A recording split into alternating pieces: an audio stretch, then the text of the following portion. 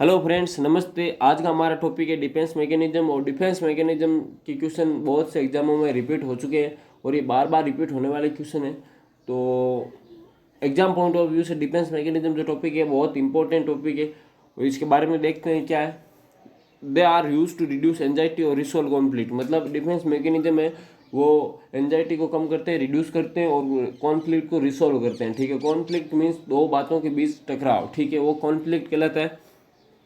The conflict then lead to increase anxiety. Conflict अगर अगर conflict होगा तो एंजाइटी होने के चांसेस ज़्यादा रहते हैं। ठीक है, फिर बाद में बात करते हैं डिफेंस मैकेनिज्म के टाइप्स की। ठीक है, टाइप्स में आता है फर्स्ट रिप्रेशन। ठीक है, repression means unconscious and involuntary forgetting of painful ideas, event and conflict. ठीक है, अनकॉन्शियसली और involuntary forgetting of painful ideas, event और कॉन्फ्लिक्ट। ठीक है, भूल जाना। ठीक है, जो पेनफुल आइडियाज है जैसे इवेंट है या कॉन्फ्लिक्ट है उनको अनकॉन्शियसली भूल जाना, ये एक रिप्रेशन का एग्जाम्पल है। ठीक है, जैसे एग्जाम्पल है forgetting A loved ones birthday after a fight. ठीक है, हम जो हमारा जो प्रिय है उसका बर्थडे भूल जाना लड़ाई के बाद में। ठीक है, ये एग्जाम्पल है रिप्रेशन का। ठीक है, फिर बाद में बात करते हैं डिनाइल की। Denial unconscious refusal to admit an unacceptable ideas और behaviour, usually the first defence learn and use. ठीक है, denial means unconsciously refusal to admit, मतलब हम रिफ्यूज करते हैं, मना कर देते हैं किसी चीज़ को मानने से और जो हमें अनएक्सेप्टेबल लगे। ठीक है, अनएक्सेप्टेबल कोई भी जैसे आइडिया हो अनएक्सेप्टेबल या कोई बिहेवियर हो अनएक्सेप्टेबल, हम उसको मानने से मना कर देते हैं, वो एक डिनाइल डिफेंस मैकेनिज्म है। और डिनाइल डिफेंस मैकेनिज्म हम सबसे पहले डिनाइल डिफेंस मैकेनिज्म को ही हम मतलब हम यूज में लेते हैं या सीखते हैं। ठीक है, तो डिनाइल डिफेंस मैकेनिज्म का एग्जांपल है the mothers of a child who is fatally ill may refuse to admit that there is anything wrong even though she is fully informed of the diagnosis and expected outcomes. ठीक है, means मतलब पे एक जो mother है वो severely बीमारी से पीड़ित है लेकिन वो मानती नहीं है कि वो बीमारी से ग्रसित है। अगर उसको पता है, उस डायग्नोसिस कंफर्म होने के बाद भी वो नहीं मानती, तो ये एक डिनाइल डिफेंस मैकेनिज्म का एग्जांपल है। अनदर डिनाइल डिफेंस मैकेनिज्म का एग्जांपल है जैसे किसी मतलब जो मरीज है नॉर्मल है और उसको सांस में कोई प्रॉब्लम की शिकायत है तो हॉस्पिटल जाता है। हॉस्पिटल जाने के बाद में उसकी जो डायग्नोसिस आती है उसमें पता चलता है कि उसको लंग्स कैंसर है। ठीक है, और डॉक्टर इन्फॉर्म करते हैं कि आपको लंग्स कैंसर है, लेकिन वो मानता नहीं है कि उसको लंग्स कैंसर है। ठीक है, ये जो डिफेंस मैकेनिज्म है जो यूज में ले रहा है ये डिनाइल डिफेंस मैकेनिज्म है। ठीक है, फिर बात करते हैं डिस्प्लेसमेंट की। Displacement mean unconsciously discharging pent up feelings to less threatening object. Unconsciously मतलब अनजाने में, और जो फीलिंग्स है वो लेस थ्रेटनिंग ऑब्जेक्ट, जो मतलब कम पावरफुल ऑब्जेक्ट है या जो कम थ्रेटन मतलब खतरनाक ऑब्जेक्ट है उस पर पेंट कर देना, मतलब गिरा देना जो हमारी फीलिंग्स है। ठीक है, उसको। ठीक है, इसका एग्जांपल है husband comes homes after a bad day at work and yells at his wife. मतलब वो एक हस्बैंड है, उसका बुरा दिन गया ऑफिस में और वो आके अपनी वाइफ पर चिल्लाता है, तो ये एक डिस्प्लेसमेंट का उदाहरण है। ठीक है, reaction formation replacing unacceptable feelings with their exact opposite. मतलब रिएक्शन फॉर्मेशन में हम जो हमारी फीलिंग है उसको रिप्लेस कर देते हैं उसके एग्जैक्ट अपोजिट से। जैसे हमें किसी व्यक्ति से हेट है तो हम उसको एग्जैक्ट अपोजिट हमें रिप्लेस कर देते हैं उसको लव से। ठीक है, तो एग्जांपल है जैसे jealous boy who hate his elder brother may show his exaggerated respect and affect towards him. मतलब एक मतलब ईर्ष्या करने वाला छोटा भाई है जो अपने बड़े भाई से मतलब ईर्ष्या करता है। ठीक है, लेकिन जब वो बड़ा भाई उसके सामने आता है तो वो उसके एग्जैक्ट अपोजिट फीलिंग को शो करता है, जैसे उसको लव है या अफेक्शन वो उसके सामने प्रदर्शित करता है। ठीक है, ये एग्जांपल है रिएक्शन फॉर्मेशन का। ठीक है, फिर बात करते हैं रेशनलाइजेशन की। रेशनलाइजेशन में it is a process in which an individual justify his failure and socially unacceptable behaviours by giving socially approved reason. मतलब एक इंडिविजुअल है वो जस्टिफाई करता है अपने फेलियर को। ठीक है, जस्टिफाई मीन्स हम कह सकते हैं कि वो अपने जस्टिफाई मीन्स हम कह सकते हैं वो कुछ सफाई देता है अपना जो फेलियर है उस पर सफाई देता है, और वो एक रीजन देता है अनएक्सेप्टेबल बिहेवियर और एक रीजन देता है सोशली अप्रूव्ड रीजन देता है। ठीक है, उसके फेलियर का क्या रीज़न है, वो एक सोशली अप्रूव्ड रीज़न देता है, ठीक है। जैसे एग्जांपल है, a student who fail in the examination may complain that the hostel and atmosphere is not favourable and his result is failure. मतलब जो एक स्टूडेंट है जो फेल हो जाता है एग्जाम में, तो वो एक रीज़न देता है कि जो उसका हॉस्टल एनवायरनमेंट था वो अच्छा नहीं था, जिसके कारण वो फेल हो गया, ठीक है। तो ये एक जो एग्जाम्पल है वो है रेशनलाइजेशन का, ठीक है। फिर बाद में आती है सब्लिमेशन। सब्लिमेशन मीन्स कॉन्शियसली और unconsciously channelling instinctual drives into acceptable activities, ठीक है।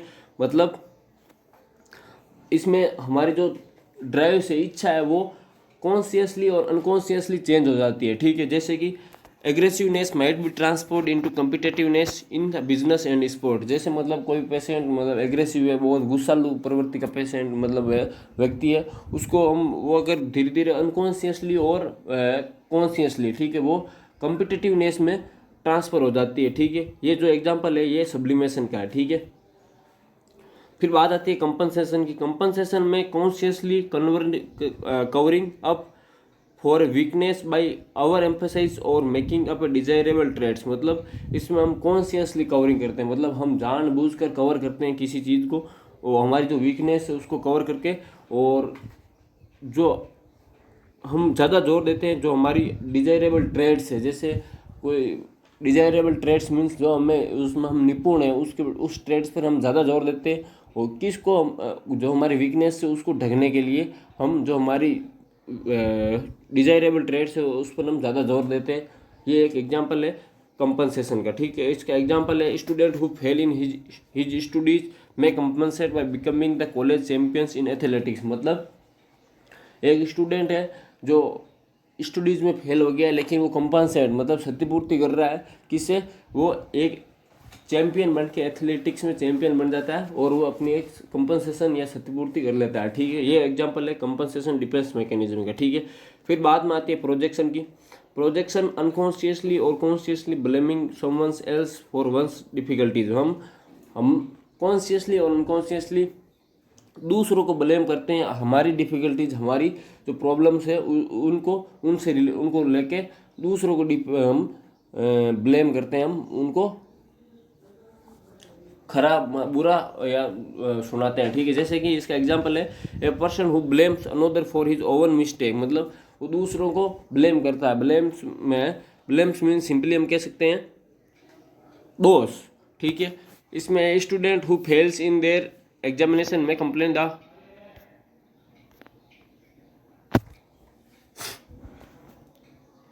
जैसे a person who blame another for his oven mistake is using the projection mechanism, ठीक है। मतलब जो एक पर्सन है वो ब्लेम करता है, दोष देता है अनदर और हिज ओवन मिस्टेक, ठीक है, इज यूजिंग प्रोजेक्शन मैकेनिज्म। मतलब वो अपनी गलती को छुपाने के लिए दूसरे पर, या अपनी प्रॉब्लम को छुपाने के लिए वो दूसरों को ब्लेम करता है। ये जो डिफेंस मैकेनिज्म है वो प्रोजेक्शन का उदाहरण है, ठीक है। इसका एग्जांपल देख लेते हैं।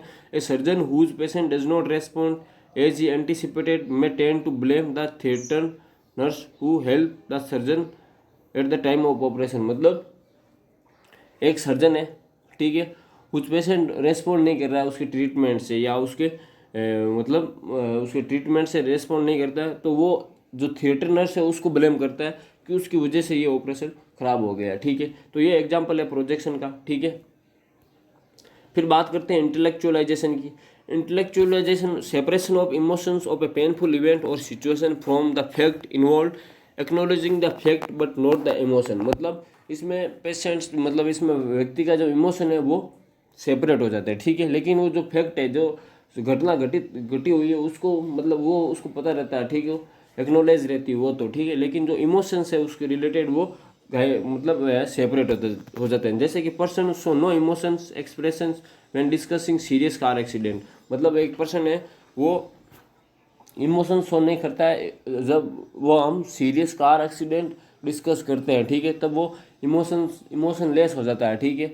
लेकिन उसको पता है कि कार एक्सीडेंट हुआ है, लेकिन वो इमोशन शो नहीं कर रहा है, ठीक है। ये एग्जांपल है हमारे इंटेलेक्चुअलाइजेशन का, ठीक है। फिर बाद में बात करते हैं अनडूइंग की। अनडूइंग मतलब consciously doing something to counteract to और मेकअप फॉर ए ट्रांसग्रेशन और ए रॉन्ग डूइंग।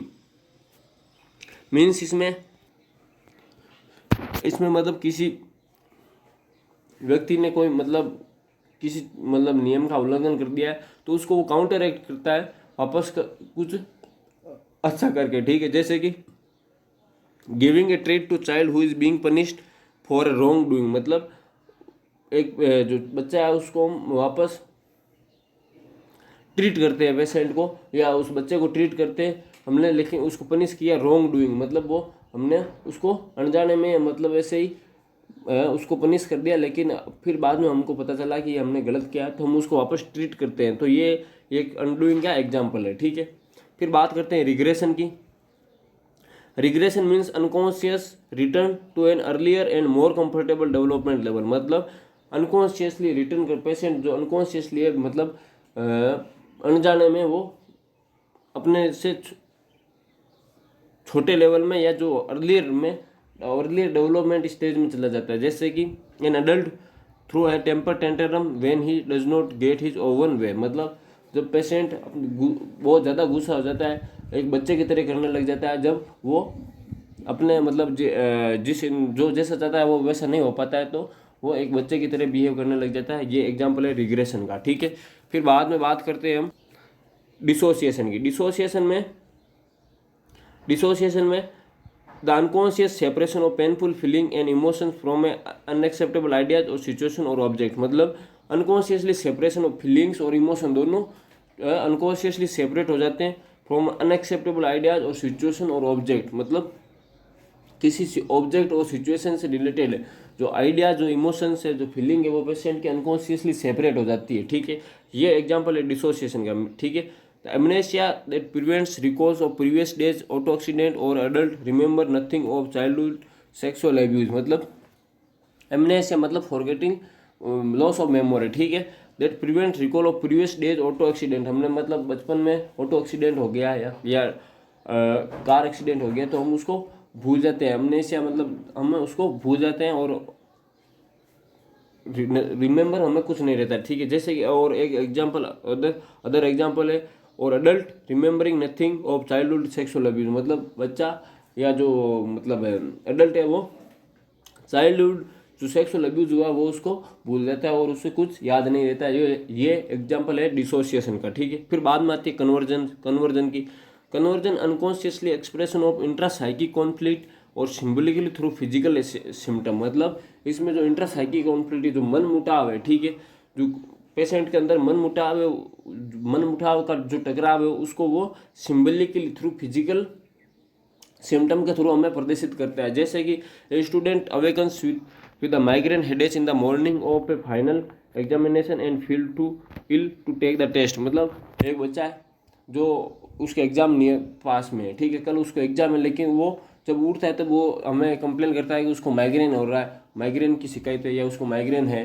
तो ये जो एग्जाम्पल है, ये एग्जाम्पल है कन्वर्जन का, ठीक है।